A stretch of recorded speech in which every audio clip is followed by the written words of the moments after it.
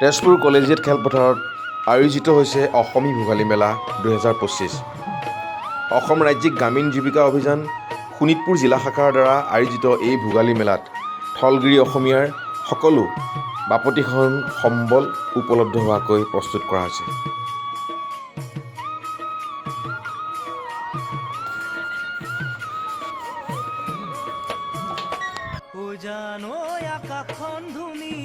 কেনেকুৱা অনুভৱ হৈছে ধুনীয়া বাকৰিত বিহুৰ আয়োজন অসমীয়া মানুহৰ সৈতে?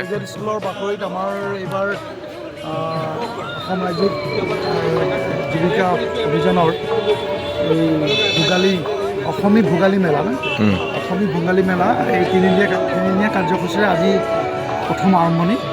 তো ইয়াতে আমাৰ বিভিন্ন চেল্ফ হেল্প গ্ৰুপৰ আত্মসহায়ক গোটসমূহৰ গোটেই জিলাখন সামৰি 30টা গোটৰ বাইদেউসকল আহিছে।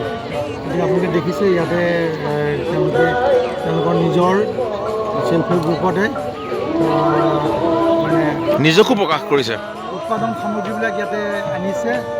আমি আশা কৰোঁ ৰাইজে সহায় দিব আৰু তেওঁলোক আত্মনিৰ্ভৰশীল হোৱাৰ ক্ষেত্ৰত এই মেলাই তেওঁলোকক সহায় কৰিব।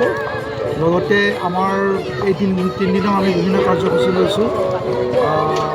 প্ৰতিযোগিতা, হাত ধৰা প্ৰতিযোগিতা, কুইজ প্ৰতিযোগিতা, তাৰপিছতে অন্যান্য খেল ধেমালি, চিত্ৰাংকনো হ'ব। গতিকে এই তিনিদিনৰ কাৰ্যসূচীত আমি আশা কৰিছোঁ ৰাইজক সহায় পাম। আৰু লগতে আমাৰ এই বিদ্যালয়ৰ কলেজিয়েট বিদ্যালয়ৰ অধ্যক্ষ মহোদয় আহিছে, আমালোকক জিলা পৰিষদৰ মাননীয় সভানেত্ৰী মহোদয় আহিছে। গতিকে আমি আশা কৰিছোঁ আমাৰ এই মেলাখন সফল হ'ব। বঢ়িয়া দাদা, হ'ব আছে।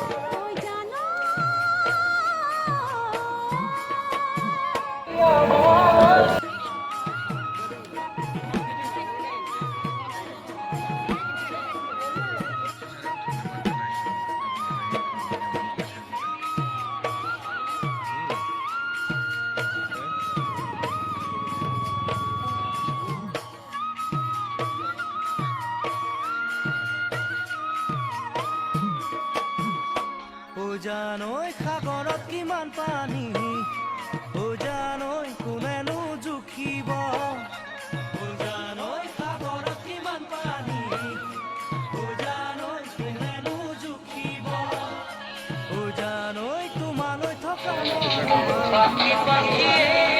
ছাৰ, কেনেকুৱা অনুভৱ ভোগালীৰ? ভোগালীৰ অনুভৱটো খুবেই ভালেই। কাৰণ ভোগালী মেলা অনুষ্ঠিত হৈছে জিলা পৰিষদৰ সৌজন্যত আৰু সঁচাকৈ আমাৰ গৌৰৱৰ কথা।